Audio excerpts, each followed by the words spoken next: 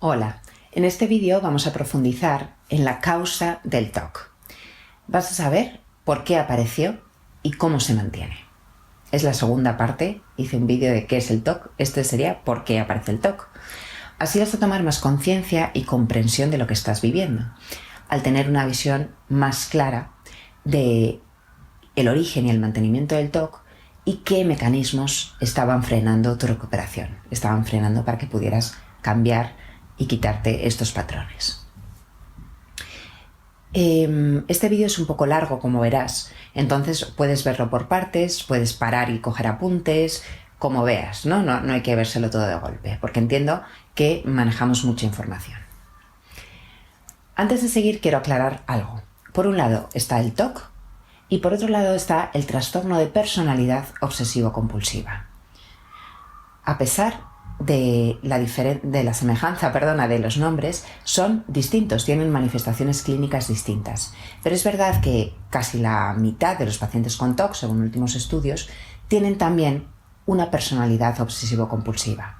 Y habría que entender las dos cosas, tanto la manifestación de las obsesiones y compulsiones como ese patrón de personalidad que hay de base. La diferencia fundamental es que el TOC tiene obsesiones y compulsiones. El trastorno de personalidad obsesivo-compulsivo no tiene por qué tener obsesiones y rituales. Es más una obsesión por el orden, por el perfeccionismo, por el control mental e interpersonal, a expensas de la flexibilidad. No son personas muy flexibles ni espontáneas y pierden muchas veces la eficacia en sus tareas por ese excesivo perfeccionismo. Te voy a decir algunos rasgos que aparecen en la APA. Bueno, te puedo poner luego por si quieres ir a la fuente, pero te lo explico aquí perfectamente. Estos rasgos de personalidad, ¿cuáles son? Preocupación por los detalles, una preocupación obsesiva, por las normas, las listas, el orden, la organización, los horarios, hasta el punto de perder de vista el objetivo principal de la actividad. Perfeccionismo exagerado, que interfiere, y aquí viene lo importante, con la finalización de las tareas. Por ejemplo, la persona es incapaz de acabar un proyecto porque no cumple con sus propias exigencias y puede estar horas corrigiendo un boceto o un informe, ¿no?, de una forma exagerada. Muchas veces tienen dedicación excesiva al trabajo y a todo lo que conlleve productividad, renunciando a tareas más de ocio, a estar con la familia relajados, ¿no? Suelen ser a veces adictos al trabajo. Además, tienen excesiva terquedad, son escrupulosos, poco flexibles en temas como la ética, la moral, los principios, ¿no? Que eso está bien, pero genera muchos conflictos con la gente. Son un poco intransigentes a veces. También puede cursar con lo que se llama el trastorno de acumulación, porque les cuesta mucho deshacerse de cosas que pueden tener valor o que pueden tener que utilizar en algún momento. Les cuesta muchísimo delegar tareas o trabajos, por esto que decimos, por las exigencias de que todo sea absolutamente perfecto. Con esto pierden mucho tiempo, mucha energía, o exigen a los demás que hagan las cosas como ellos creen que deben. También pueden ser exigentes en el tema económico, estar muy controlados, tener todo las cuentas perfectamente hechas y se estresan si hay imprevistos. O sea, también acumulan en el sentido económico, muchas veces en vista a posibles catástrofes. Tienen un patrón rígido que les cuesta cambiar, lo que hablamos, la falta de flexibilidad. Tampoco les gusta mucho el ocio si no está perfectamente estructurado.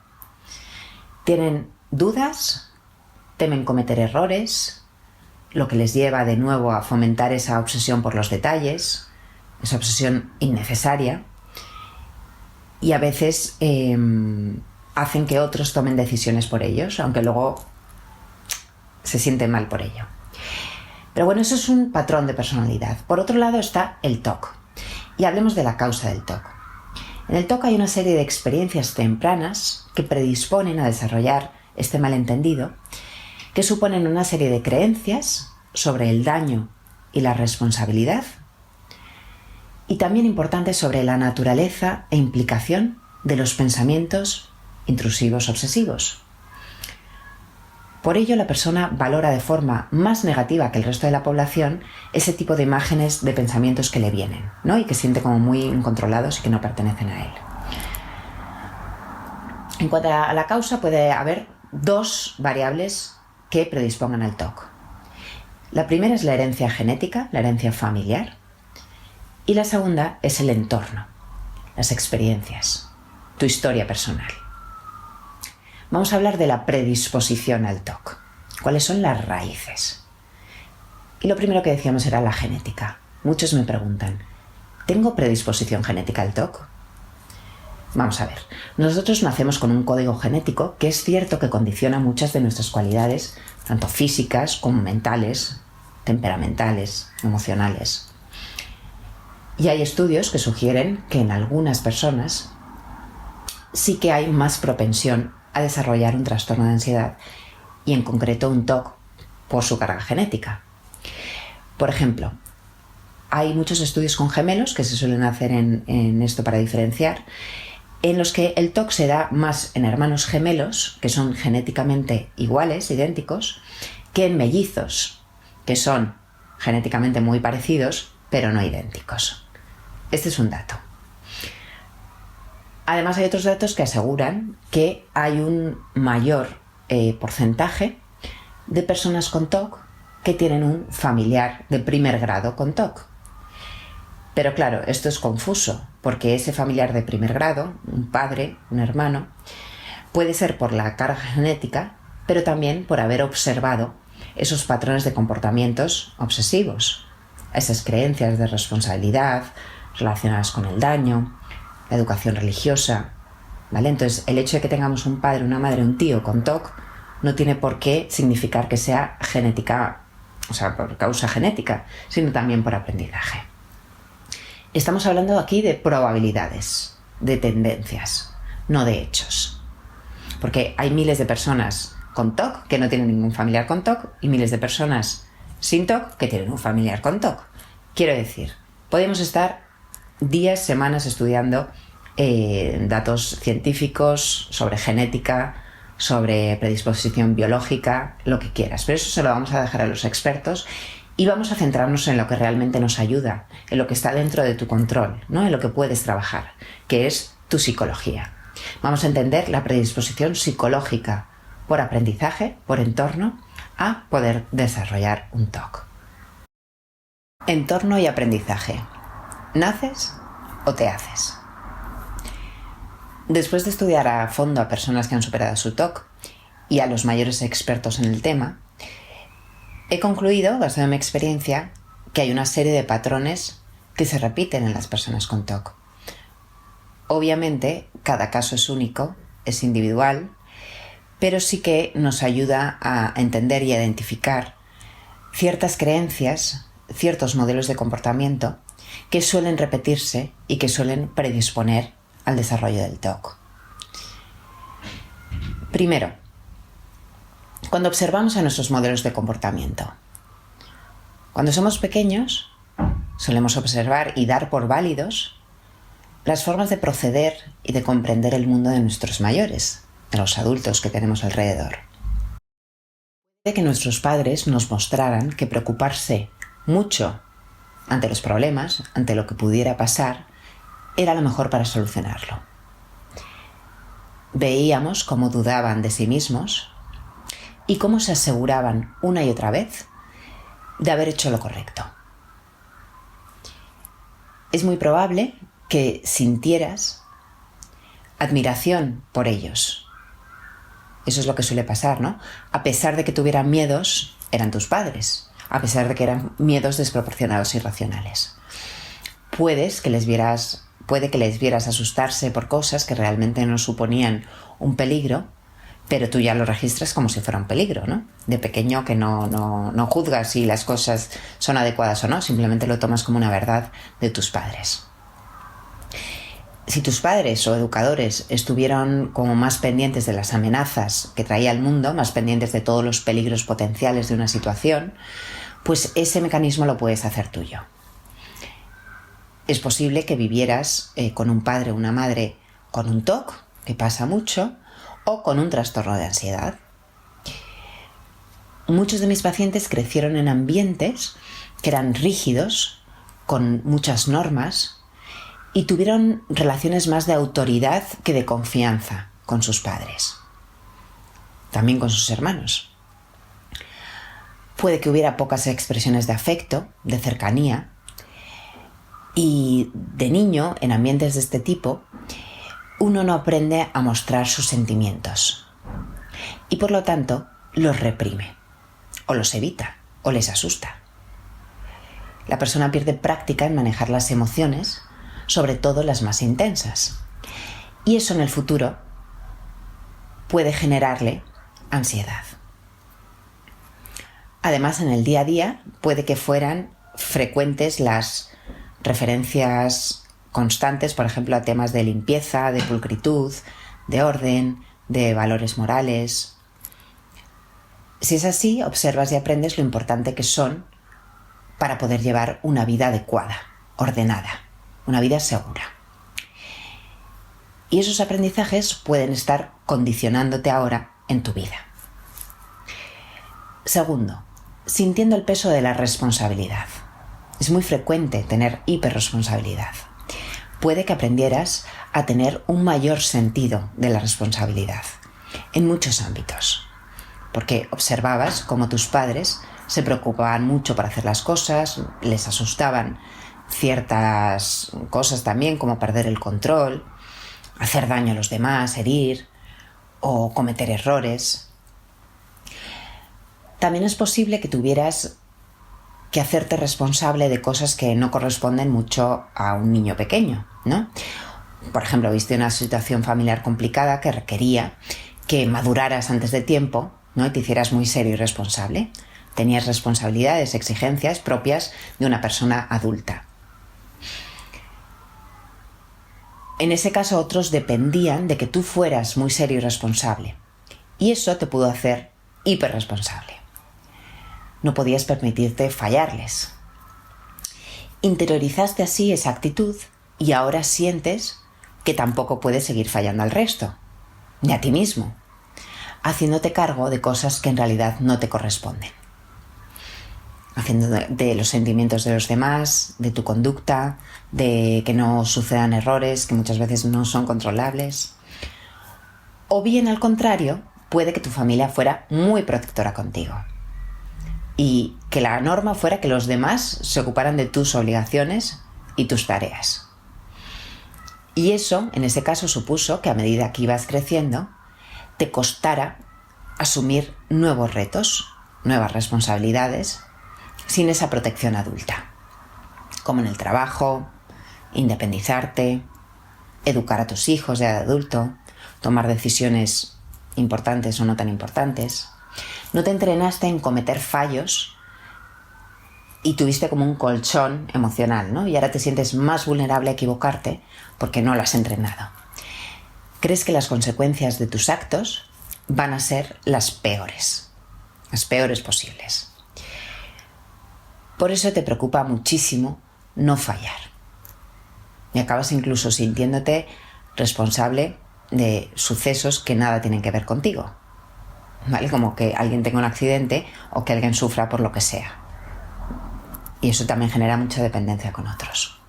Puedes llegar a pensar cosas como: aunque lo que temo que pase sea poco probable, eso no deja de hacerme responsable de ello. Eso es una responsabilidad absolutamente exagerada sobre lo que les pase a otros. No es una carga sobre tus hombros que has mamado de alguna manera. Muchas veces esto te crea tensiones innecesarias que pueden convertirse en insoportables. Como veremos más adelante, el miedo a ser responsable de sucesos negativos que nada tienen que ver contigo te lleva a necesitar hacer algo para impedir que eso suceda. Y ahí entran las compulsiones. Piensas cosas como: si pienso que algo negativo puede suceder, debo hacer algo para prevenirlo. Es lo mínimo que puedo hacer, ¿no? Eso es lo que el TOC, ¿no? Todo el mecanismo TOC te hace pensar. Y es lógico que no quieras que pasen cosas negativas, o que si pasan no quieras que sean responsabilidad tuya. Pero ¿funciona realmente este mecanismo? ¿Funciona lo que estás haciendo? ¿Te consigues tranquilizar cuando piensas cosas negativas sobre el futuro? Tercero, controlando con castigos. Puede que tu familia controlara las conductas a través de los castigos, y castigos duros.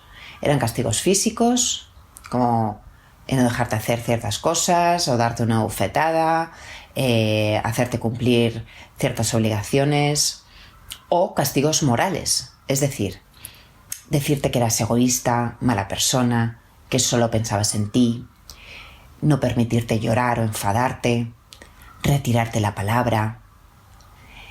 En este caso puede que fuera habitual que te dieran el mensaje de que si no haces lo correcto, mereces un castigo, mereces ser castigado, eres mala persona. Con frases tipo, eso, eres malo, has visto lo mal que me has hecho sentir, has visto que mal se te siente tu madre por lo que has hecho, o ese niño, o el profesor, por tu culpa, por tu gran culpa. Siendo lo correcto, lo que nos dicen correcto, algo difícil de cumplir siempre. Porque a veces no sabemos lo que es correcto y lo que no, ¿no? Y es cuando entra la duda. Eso puede que te hiciera tener una excesiva sensibilidad a la crítica y un sentimiento exacerbado de culpa. Puede que tus padres o educadores fueran demasiado críticos, demasiado exigentes, meticulosos, rígidos contigo. Y eso te genera un intenso miedo al error.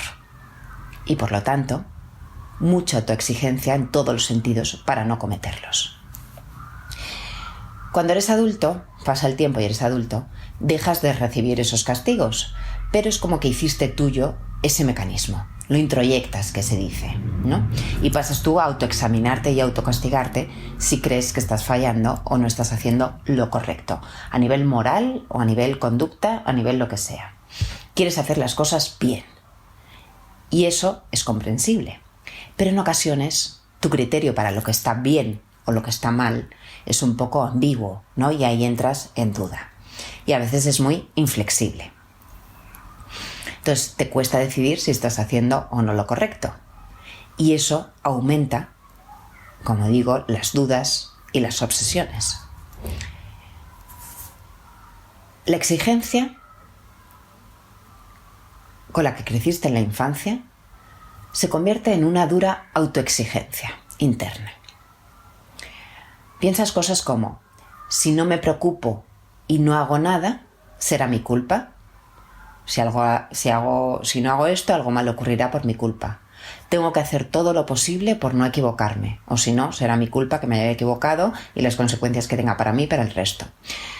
Voy a intentar prevenir el daño a uno mismo y a otros, ¿no? Todo relacionado con la moralidad, con la conducta buena o mala. Uno se dice, es mejor asegurarme que arrepentirme. Y estas creencias a veces pueden tener parte de verdad, pero las llevas a un extremo, a un límite muy exagerado. Te llevan a hacer todo lo que está en tu mano para asegurarte de que las cosas están bien hechas y de prevenir el daño que estás imaginando. Una y otra vez. Y sabes que esa calma, cuando te intentas asegurar de que estás haciendo las cosas bien, esa calma dura poco, porque luego llega otro problema y te vuelves a preguntar si estás haciendo las cosas bien, ¿no? Ese es todo el mecanismo que hay debajo de las obsesiones y las compulsiones, uno de ellos. Entonces, controlando con castigos, hemos hablado de la responsabilidad y de unos padres que sean sobreprotectores o al revés, que no te hagan mucho caso. Todo relacionado con las pautas educativas, como estamos viendo. Todo esto, recordamos que no significa que fueran buenos o malos padres, porque estamos cayendo en la misma categoría errónea, sino que hicieron lo que pudieron como pudieron, ¿no? Simplemente hay que comprenderlo para poder salir de esas creencias que no son más que unas versiones de la realidad y que te están condicionando. Un niño necesita castigos, por ejemplo, pero también necesita atención positiva ¿no? Como equilibrada. Necesita afecto, empatía. Entonces hay padres que quizás tienen una manera de controlar el comportamiento de sus hijos, que hay que controlarlo, de una forma demasiado dura y exigente para un niño. Y esto pasa en muchas personas con TOC. Luego hay otro factor que es la educación religiosa estricta. Puede que fueras un colegio religioso, con normas estrictas sobre la moral, sobre la conducta. Y la religión tiene enseñanzas que pueden ser enormemente positivas, enormemente enriquecedoras. Pero tiene otro lado, y cuando lo llevamos al extremo, como todo, ¿no? Le pueden inculcar tanto grandes valores como la generosidad, el compañerismo, la espiritualidad, la humildad, la disciplina, pero también grandes miedos, como la culpa, de la que hablábamos antes, la excesiva responsabilidad. Si el niño interioriza algunas de las normas religiosas de una forma muy rígida, el pecado puede estar reforzando sus miedos. Miedo a hacer daño a otros, a pensar cosas inapropiadas, a ser una mala persona, a sentirse atraído por otras personas, a ser castigado. Muchas veces enseña a los niños que pensar en algo malo es igual de malo que hacerlo, ¿no? Es igual de pecaminoso que hacerlo. Y entonces, como consecuencia de esta idea, el niño cree que tiene que controlar absolutamente cada uno de sus pensamientos y que no puede pensar nada arriesgado o negativo para seguir siendo bueno. Verás que esta es una de las claves para comprender y deshacer el malentendido del TOC. Eso puede suponerle al niño un problema muy importante, porque empieza a tenerle miedo a sus propios pensamientos. Si piensa que le gusta una chica y eso es un pecado, empieza a controlar esos pensamientos y empieza a caer en un bucle, incluso crea algunas compulsiones como rezar o como autoprohibirse pensar en ello, decir no quiero pensar en ello, no quiero pensar en ello, etc. Ya hablamos de las compulsiones en el vídeo anterior. Se prohíbe estar enfadado, por ejemplo. Si ves a un compañero de forma impulsiva, pues eso vuelve a ser un pecado y se siente muy culpable. Y pensar algo negativo no significa hacer algo negativo, pero el niño piensa que sí. No es lo mismo pensar que hacer, pero se queda un poco con esa creencia y lo lleva a la edad adulta. Confunde el pensar con el hacer y les da el mismo valor de una forma inflexible. Desconfían así de su propia capacidad para ser buenas personas, para no hacer daño a los demás. En algunos colegios o familias se fomenta la creencia de que cuando piensas algo malo, ya estás haciendo daño a otros, ¿no? Y esto no quiere decir que sea mejor fomentar que pensar en negativo, ¿no? O fomentar el odio, el rencor, el enfado con los compañeros. No. Sino que es algo natural, que sucede de vez en cuando. Es normal que a un niño le vengan pensamientos de estar enfadado, de querer pegar a alguien, de querer incluso matarle, porque es un pensamiento muy irracional, infantil, inmaduro. Pero si se asustan de pensar eso, ahí es cuando comienza el problema. El niño aprende a valorar los pensamientos, esas imágenes, esas frases que le vienen de forma intrusiva, como amenazas, como algo muy negativo. Si alguien piensa, ojalá que tenga mejor nota que mi compañero en el examen, un pensamiento tonto, muy normal y natural, que no tiene por qué hacerle a la persona, ¿no? Pues el niño siente rechazo y culpa, incluso miedo por haber pensado así. Empieza a coger miedo a su propia mente. Y por eso intenta controlarlo. El problema es que no solo no consigue controlarlo, sino que muchas veces esos pensamientos van a más, ¿no? Les da más fuerza. Esta es la génesis del TOC. El niño siente ansiedad por pensar determinadas cosas y además por no poder controlarlas. Y tras la obsesión llega la compulsión, como decimos. El niño trata de autoconvencerse por ejemplo, una y otra vez de que no es mala persona. Y empieza a buscar causas por las que no es mala persona. Se le pregunta a su padre muchas veces: soy mala persona, soy mala persona, soy mala persona. O hace cosas que aparentemente no tienen relación, como ordenar su cuarto para comprobar que no es mala persona, o para expiar el pecado o la culpa. ¿Vale? Por eso hay muchos niños que ya empiezan con TOC. Hay muchos pacientes adultos con TOC que comenzaron de niños. Lo que para otro niño es algo normal y natural y sano, no tiene una relación negativa con sus pensamientos, para ese niño que es tan responsable, tan consciente del daño que puede hacer a los demás, pues es algo muy importante y muy amenazante. Se convierte en una experiencia muy desagradable, muy perturbadora. La responsabilidad natural pasa a ser culpa, y esa es una gran diferencia. Y puede ser el comienzo de un miedo que se instala en su personalidad. Un miedo que puede desinstalarse ya de adulto si sabemos cómo. Esta culpa le hace intentar controlar, como decimos, cada pensamiento y cada acción, estar muy pendiente de su conducta, ¿no? Y crear todo este tipo de juegos mentales para evitar ser esa mala persona y no pecar.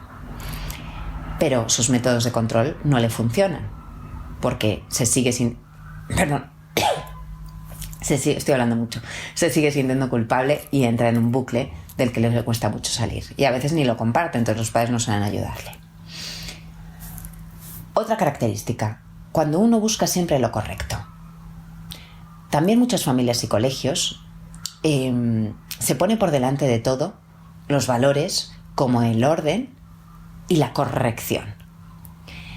La idea que transmiten es que hay que ser perfecto en todo y tratar de no cometer errores, o que el orden es lo más importante y solo si mantienes el orden podrás controlar tu vida.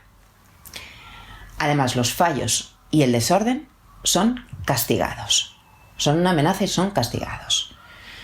Entonces, si has vivido con eso, empiezas a culparte por todo, no solo por ser mala persona, como decíamos antes, sino también por ser desordenado.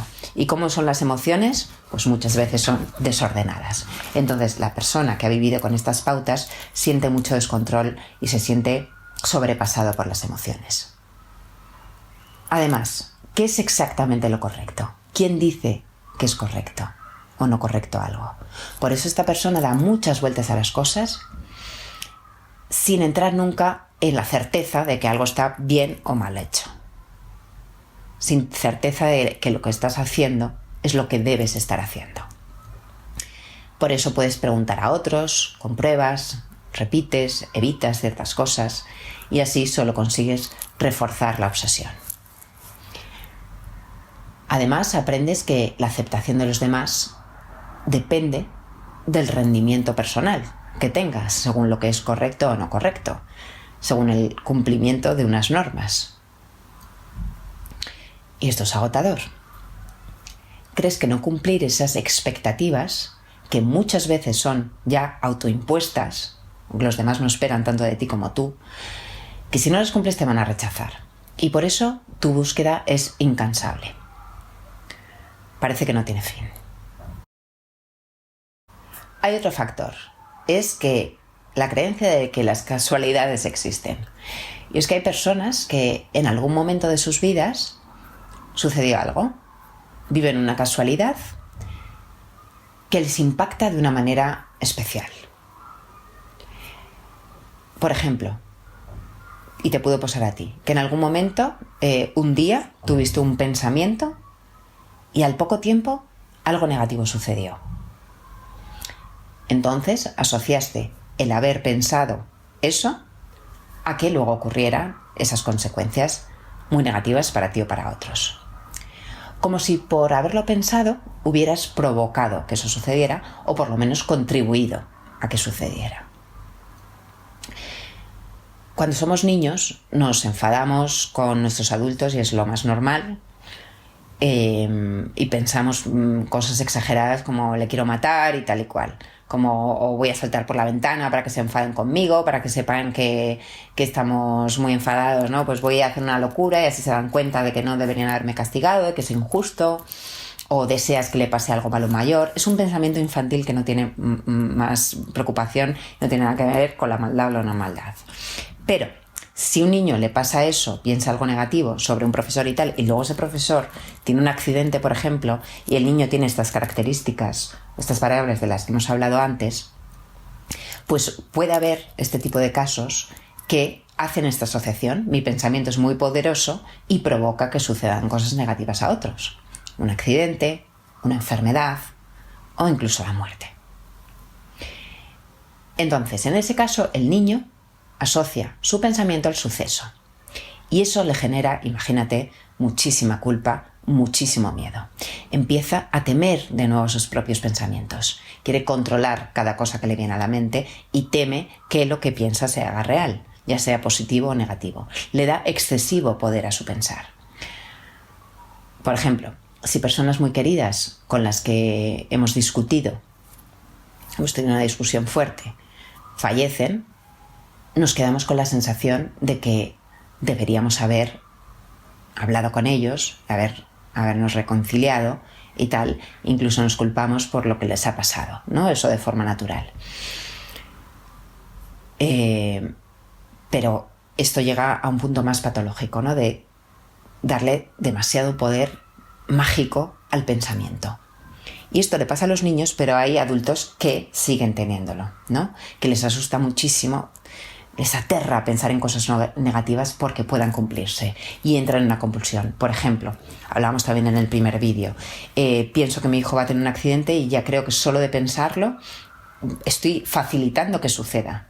Entonces hago una contraimagen de autoobligarme de forma muy rígida a pensar que mi hijo está bien, que está sano y tal. Y puedo pasar horas con ese mecanismo.